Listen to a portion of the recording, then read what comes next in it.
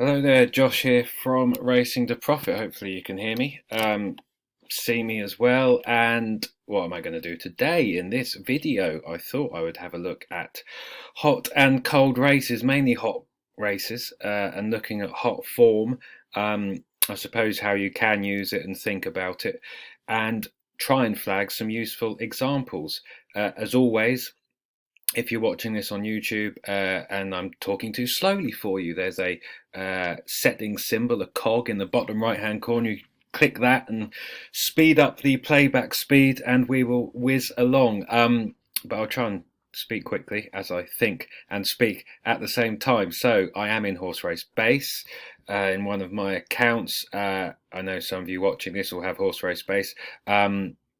You can obviously note down, watch this with a notepad, you can note down certain horses. I'm just going to focus on the flat on this occasion. You can note down certain races that are producing winners, note down certain horses, and everything else or anything else you wish to note down. So if you're in Horse Race Base and you have Horse Race Base even, looking at hot form every now and then and building up these sorts of notes is never a bad thing to do.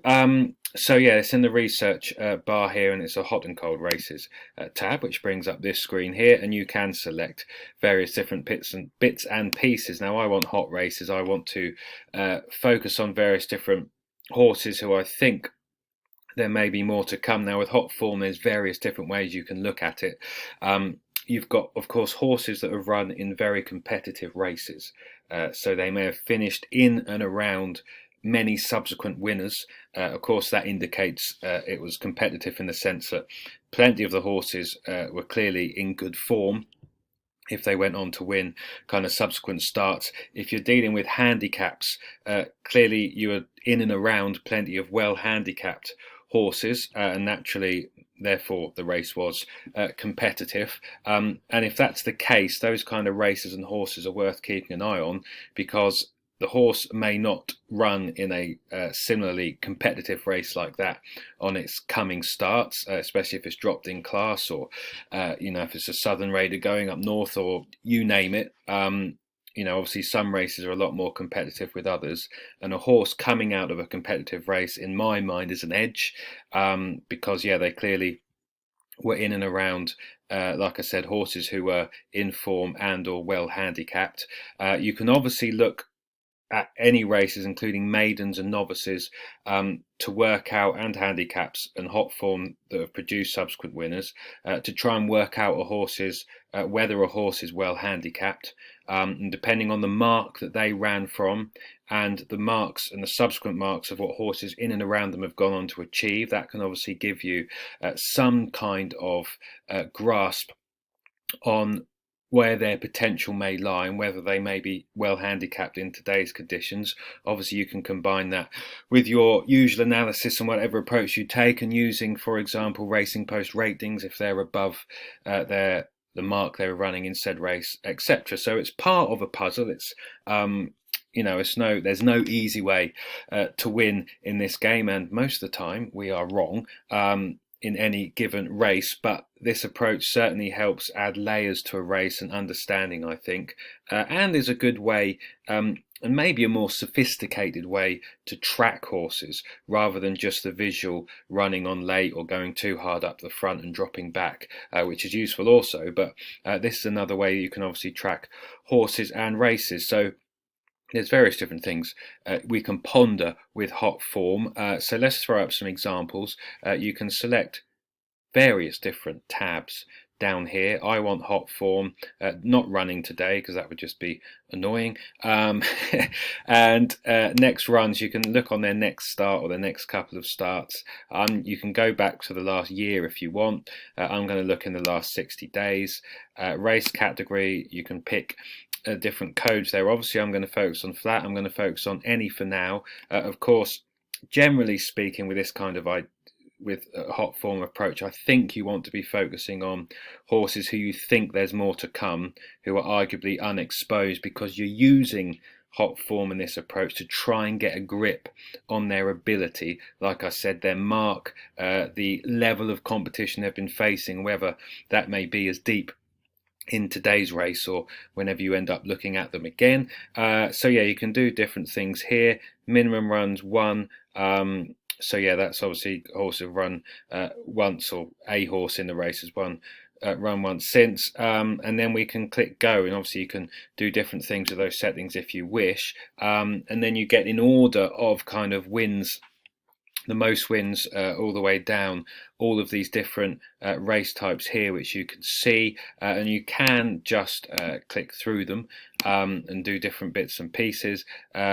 I'm trying to think off the top of my head. Obviously there's free trials for horse race base, I think. GG's, which obviously I use as well, they have daily hot form reports, which look at today and tomorrow's runners. You can dig into races as well, and you get access, if you're a free registered user, to I think 5 races a day with race cards, and you can use that. If you watch any previous videos and you've seen me talk about hot form, you can use that to dig in to races also on that given day and note for the future. So there are options there, of course, and you can note down what I'm chatting through in front of you. But here's an example of a race which has clearly worked out well, and you know, not every maiden is going to throw out 8 subsequent winners from 19 horses to have run, or the horses to have run 19 times since between them. We've missed the boat here in the sense that, you know, this would have been building up as there were 2-3 winners coming out of it, and you could have latched on to some of these horses here, depending at the time they ran. Some of these will have run with winners in behind and in front. So that's just an example, obviously, of a hot race, and you would say arguably kind of probably above average in terms of the number of winners it's produced. You can then dig in. These will have won maidens and novices subsequently, but you know, if you're running in a race that's worked out this well, it would indicate you've got some ability, and there may be more to come. And this is the kind of race to clock onto early on as that winning profile is building up. So obviously you can note the race details here if you wanted. In horse race base, I can click notify me, and it will flag runners from that race if I so wanted. Like I said, probably missed the boat with that, but you can pause the video, stare, do what you want. You get a little record down the right of what some horses have gone on to achieve. So plenty of class 4, I assume, novice maiden winners, and a few have gone up to class 3 enlisted, etc. But that's a little race to keep an eye on. There's this Newbury handicap, you know, latching on when they've thrown out 6 winners already may not be ideal. The front 2 here have gone in. You know, a few of these have run since, and you kind of want to be latching on when they've only run once or not run at all. So this may not be too useful an example, but I'm kind of doing it live so you can have a look and you can note down some of these races if you so want. This Chester race here, is this going to throw up anything interesting? Yes. So now we've got especially horses finished in and around other subsequent winners who has yet to run.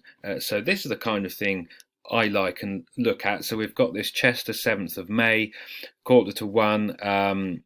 Yeah, it was a class 2 handicap. It's already got 5 winners, so Grove Ferry's yet to run. Now, he won this fairly comfortably off 97. He hasn't run since. He's definitely won for the notebook, just because it's worth noting that, you know, the horse that finished second has since won. Kinran since won a half-decent handicap at York. Etilab down here has won and placed since. Another bat has won since. So as class 2 goes, and you've got the course that finished last going in also about 14-1. So so you know, there's a decent profile here, but not everything has run since. It may be worth watching back. I mean, even Crown Fort's placed. Gobi Sunset might be worth looking at. You know, this is some indication that even when you're further down the field, there could be more to come. You know, it's a lightly raced horse. It may be worth watching that back to see if he was keen or didn't handle the track, or various other different reasons. I'm just trying to look if he wants faster ground, because it was good to soft, and a reason for why that performance may have been under par, although obviously it's the Johnson Yard. They run horses plenty, and they can just blow hot and cold because of the nature of how they do things, I think. pushed along, yeah, weakened. I'm just trying to think. Anyway, so yeah, that the fact the horse in behind has won, and there's been so many come out in front. He will run in less competitive races than this Chester handicap, and it may be on that example the track didn't suit or something. So that's might be worth watching and keeping an eye on, because he will run in races which are not as competitive as this. But of course, this is a horse that's finished nearer the back. Focusing on these likes of Revich here. So he has come fourth. Two of the horses in front have since won, and their marks. You can see the second time they run, or what their official ratings have gone up to, if published by the time you're looking. And he's five. He's 4 from 21 on the flat. Obviously, these sprinters, and well, any distance really, kind of 5, 6, 7 furlongs plus, they can keep developing these flat horses, age 5 and age 6, and it's always hard to say when a horse may stop improving. But clearly, beaten 2 and 3 lengths, slowly into stride. That's clearly never ideal around Chester. Again, you can go back and watch the replay if you want. And he did keep on. And yeah, so that was his kind of third run back really of the season. He's run well a couple of times. You can click the profiler tool, or obviously whatever tools you use to try and get a grip on what his best conditions may be. If we go handicaps to see where he's done best in handicaps, he is 3 from 6-4 place around Chester. You can see some of the jockeys that have done well.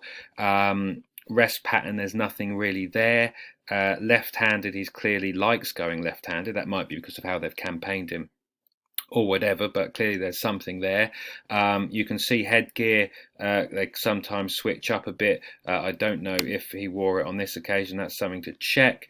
You can see the course and distance here. So 2 from 3 places at Chester, 7 furlongs and 7.5. And yeah, obviously then you can look at handicap mark. One thing I will flag, yeah, time of year. So he is 4 from 8, 4 places. All of his wins in handicaps are in July and August. So whether or not he just peaks, and he's one of these horses that peaks in high summer, had plenty of sun on his back, it can be linked to the training methods, and it can be linked to the fact that he wins here. His mark goes up to a mark he can't win from, and then they decide to actually try and get his mark down in time again for this time of year. So that's a possibility. So I would put him in the tracker, Revich, for Richard Spencer. Hasn't run since, and we're I'm recording this on the 8th of June.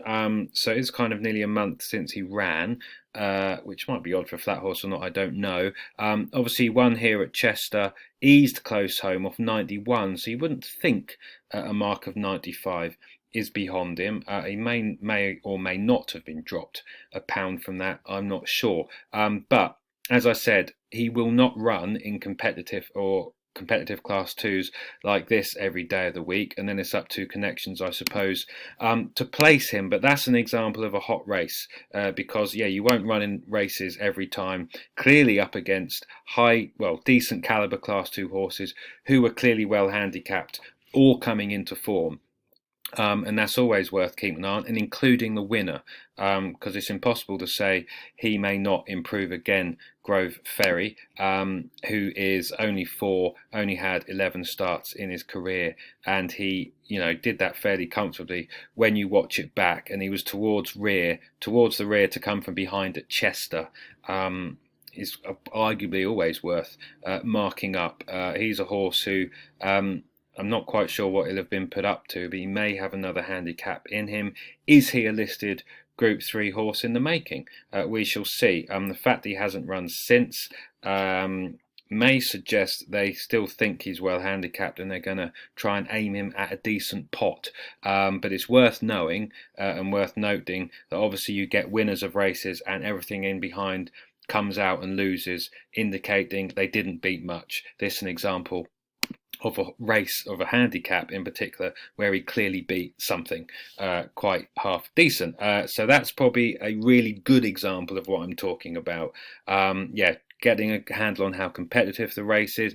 Obviously, you can then go back through some of these horses if you wanted, or look in further depth to see the handicap marks they've run off and whether that indicates said horse may be on a workable mark. Revic looks like he's on a workable mark now. I think it looks like a case of if he's well placed and when he pops up again, and whether that's going to be in July and August, possibly. But if he rocks up in the rest of the month of June, maybe keeping an eye on him. But I would be disappointed if at some point in his next handful of starts he doesn't go close. Whether or not he's a price to do so is obviously another consideration. So we can flick on and go through. Again, this is an example of missed the boat, I suppose, because this has chucked out 6 winners already. At some point there will have been 2 or 3, and there will have been horses with 2 or 3 subsequent winners from this race to track in and around them that have since come out and won. And finding these races early on when they're kind of 2 or 3 winners developing, tracking them, you can see the power there of the subsequent winners that these kind of hot races as they develop can produce and are worth keeping an eye on, so on and so forth. I mean, you just, as a process, you can just click through all of these different races. Now this is an interesting one. So this is a restricted novice stakes, 5 subsequent winners, as we can see, from 14 runners, including the winner, and he's won 2 novices, including one under a penalty, which is obviously no mean feat. Class 3 is up at air, but even so. Ali's Dancer has won twice since. Latin Lover, Bouzon, a couple in behind. Codebreaker may be interesting. Ran for Kevin Ryan. Looked a bit outpaced over 5 furlong. That was the 14th of April. Hasn't appeared since. Whether or not he's still in training or has been sold, as many a decent, speedy potential horse are these days abroad, is worth keeping an eye on, or he's had a setback. But he might be a horse for the tracker simply because he won't be running in novice races that are competitive like this. And again, you can go through, you can see in time what some of the handicap marks are achieved, and to try and get a grip on how well they may do. He went off 130, so was clearly fancied enough, but did look a bit one-paced if you watch that back. I'm guessing that from reading the comments in front of me. Pushed along before 2 out, unless he was just very green. But there will be weaker novice maiden races, especially up north, than this race, given how it's worked out. Whether or not he snaffles one of those, that's if he's still in training over here, or it's one for handicaps. But that's the kind of horse to keep an eye on as well, that finishes a bit further back. But you might note that race and note down other things there, or take a kind of deeper delve and closer look yourself if you wish. We've got another maiden stakes at Ripon here. Where's that opening up here? And again, so you can flick through. This is interesting in terms of trying, as an example, I suppose, of trying to work out handicap marks and why a thumping defeat can look better than it may otherwise appear. So we've got 4 subsequent winners here. All of the first 4 have since won. That indicates some depth, obviously. Twilight Spinner, you can go back in, won a listed race. You've got horses who will end up with marks in the 50s, have bumped into a listed horse. Blind Beggar is an 81 horse and hacked up off 81. Already had a rating of 81, so maybe here's a kind of mid-80s horse, or mid-80s northern horse. But then you've got an example, you can go further down and look at some of these horses, see what marks they may have got subsequently. And you've got horses here that are rated in the low 50s who are bumping into horses who are 30, 35 pounds superior. So of course they were going to get beat, simply because their legs weren't quick enough. They didn't have the same class, or of course they may be on a different journey in terms of how precocious they are, whether connections have decided they're not quick enough or desirable enough for maidens or novices at kind of 6 furlong. We will use the race as an education. So this kind of Cusack as an example might be a horse to keep an eye on. He has, 40 to 1, 200 to 1, 200 to 1. Clearly wasn't there to do much. He's been thumped 20 lengths, but when you look through a form book, Racing Posts at the Races, Sporting Life, whatever you may use, or the free GGs if you're a free registered user, or paid subscriber, or whatever, or horse race, base race cards, you name them, plenty of options out there. That 20 length defeat might look bad, but like I said, he is probably got a mark I haven't checked, but I imagine in the kind of low 50s. And he's bumped into a load of horses ahead of him who are in their 80s. So that in that basic sense, that defeat doesn't look as bad to my eyes as it could be. And of course, you can then dive into this horse. Is worth having a look at. Checking his breeding. It could be that he's completely outpaced. Well, you can see the comment says outpaced, so he's clearly going to be better in time as they step him up in trip. Now it might be his 3-year-old year is one of all development. Might be he doesn't pop up till next season as a 4-year-old. But you can start to track and keep an eye on. But that was a hot race. That was a hot maiden for Ripon, I suspect, and for the class. And he has bumped in to, especially the front couple, horses who are rated far superior and are clearly much better horses. The front two, he was clear 2-7 lengths, at further 8 lengths back to third, and so on and so forth. In time we can see what some of these horses in front may go on to do. Some of these ones have run. Morty has, placed off 51 in a handicap. It's not, like I said, it's giving an idea of what ability they may get up to. This one's gone close off 57 a couple of times. I suspect Kuzat's going to be rated a bit lower than that, so that might give some context. Like I said, waiting for in time, but that just helps. Like I say, if you look at the race, you'll see a 20 length defeat, and that doesn't tell the full story because of some of the ability, especially those near the front, and the fact he's unexposed. He clearly needs further, but there's some evidence here that a mark in the low 50s could be workable, and he could be well handicapped based on the evidence we're seeing here when he gets his right conditions, when he's matured, etc. So that's an example from there. We have an apprentice handicap at Windsor. Is there anything here? There's a couple gone in front there. There's a few in behind here. You've got Sir Titan. So, he's more of an exposed horse, I suppose. He's 7. But, you could argue, he led. There's different things you can look at there. I'm not quite sure if he stays 8 furlongs, does he? But, again, so that was a Class 5 handicap, which has produced 6 subsequent winners. So not every Class 5 handicap is that deep, or has this many clearly well handicapped horses in because of how many have come out and won subsequently. Clearly quite a few who are coming up to the boil. So he will find Class 5 handicaps in the future which are not as competitive as that. He's clearly he's not getting any younger, so he's not exactly one of those unexposed flat horses that you arguably would like to focus on more. But when he is running in, say, a handicap for 4-year-olds and older, so there's none of these unexposed 3-year-olds in the race, any of those could be anything types, he may be worth keeping an eye on. Flat turf, is he better over 7 furlongs? Maybe he can get away with a mile, but you can see some of the profile pointers here. Clearly likes Goodwood. He does have form at Windsor. He was previously rated a bit better than he is here. He's clearly dropped down a bit, but he's into a mark and a range and now down to Class 5, which he may do some damage, possibly when dropped to 7 furlongs again without too much pace pressure. You can see there, Goodwood 7 furlongs, 3 from 6-4 paces. Whether or not they can find a Class 5 over that CD, I don't know. He doesn't really have any time of year, headgear, etc. Nothing really there. You can see jockeys. Kieran Fallon's got on well with him. Haley Turner, Steve Drown has retired, hasn't he? Or is that Kieran Fallon senior? I'm not sure. No, is junior. And Kieran's with a K, isn't it? Of course. And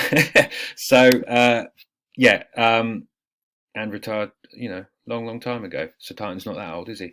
Clearly I need another coffee. But yes, so he might be the type that when young Kieran Fallon is booked 2 from 5, Hayley Turner 2 from 10, maybe it's a case of when those jockeys get back on, which they haven't been for a while. I mean, he's been on the go all the way through the winter. Maybe he needs a bit of a rest. But he weakened there, led. He probably went hard early. You can look back down here. Yeah, when he won at Goodwood, he made all. So he probably doesn't want. Newmarket, he was prominent and led. So he probably doesn't want too much pace pressure. Bit of a smaller field, maybe. He's clearly, he's down to 75. His last win at Goodwood was of 76. He'll probably be dropped again here. So he is now below his last winning turf mark, which may be worth keeping an eye on. He's clearly well handicapped, and he ran in a competitive race for the grade. He's not as good as he once was, but he likes to race prominently. He likes to lead, and like I said, he may find less competitive and at races like this, and clearly with horses who are less exposed. A few 4-year-olds in here that have gone on and done something as well. He be open to, they do the odd veterans race now, don't they, on the flat for kind of 6-year-old and plus, and different conditions like that. So that, again, that's an idea of how you can use hot form, an example, I suppose, even for older horses. But he will forever now be bumping into horses possibly who are less exposed and more to come. But like I said, won't always race in competitive class 5s, as competitive class 5s such as this. So I'm ticking around to 26 minutes. There's various different things I could flick through. Hopefully, as always, I've said something of potential use. You've got, what have we got here? Another class 5 handicap. The front 3 have all gone in again, and all won. Rum Runner hasn't. Lasting Legacy has won. Nothing behind has won yet. So maybe that's so. John Clare, he's 2 from 21 in his career. Does he want Leicester prominent? Was he one on heavy? A bit of cut in the ground. I'm trying to look for an excuse for this run, I suppose, in the context that he was fairly competitive for the grade also. And that example could be the ground, a win on heavy and good to soft. You can see there, good to firm, good. Doesn't stay 1 mile, arguably. His mark is now within winning range, 0 from 5, 71 plus. So that's interesting. Let me have a look. I'm just trying to look if he's possibly running today, but let me just have a look at this. So you can see there, good to firm ground. He might be one waiting for when the ground is a bit softer, looking at that profile, arguably, but his mark's within range. You can see there his best form is in October, but that may be linked to the ground, obviously, if he needs cut in the ground. So maybe later when the rains come again. Straight track possibly best. Leicester, flat, 7 furlongs, 2 from 6, 3 places. I suppose if your connections, you might be teeing him up for a race back at Leicester, given he likes it when the rains come a little bit. Straight track, he clearly likes it there. He is well handicapped going again, 7 furlongs, bit of ease in the ground. And, there's an excuse there for why he lost, if the ground was the excuse, by 11 lengths.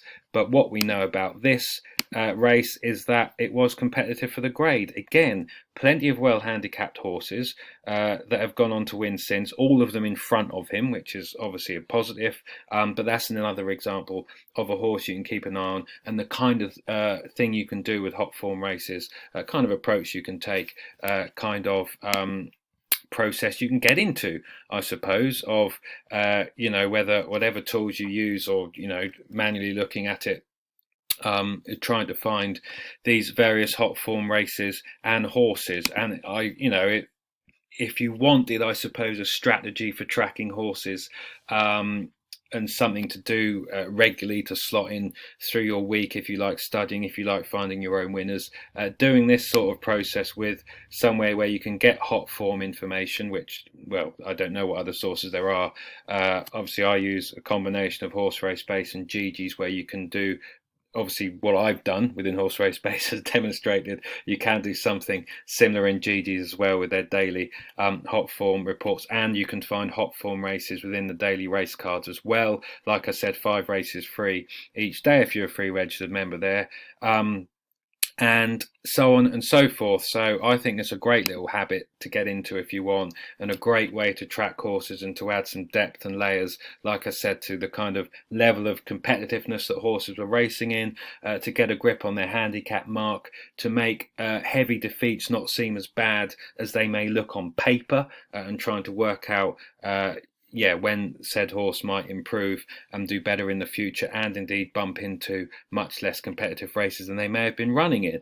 So you can go, in this kind of idea, you can go down to all these races and keep finding horses like I've discussed. I've touched on 3 or 4 examples there, 3 or 4 races you may want to track. I've been talking for half an hour, so hopefully, as always, something interesting there, both as an idea, trying to work out horses' handicap mark, their potential class, focusing on unexposed horses who have been in competitive races, or even exposed horses who have been in competitive races, and trying to get an idea of what their ideal conditions may be and when may be the time to latch on and strike. So all those different things there. Hopefully I've covered off the top of my head. I think I have. And these kind of videos I probably should do more regularly, because they're probably as useful in terms of tracking and most useful in terms of for the future, in terms of keeping eyes on horses, of the things I can do. But as always, if you've any questions, post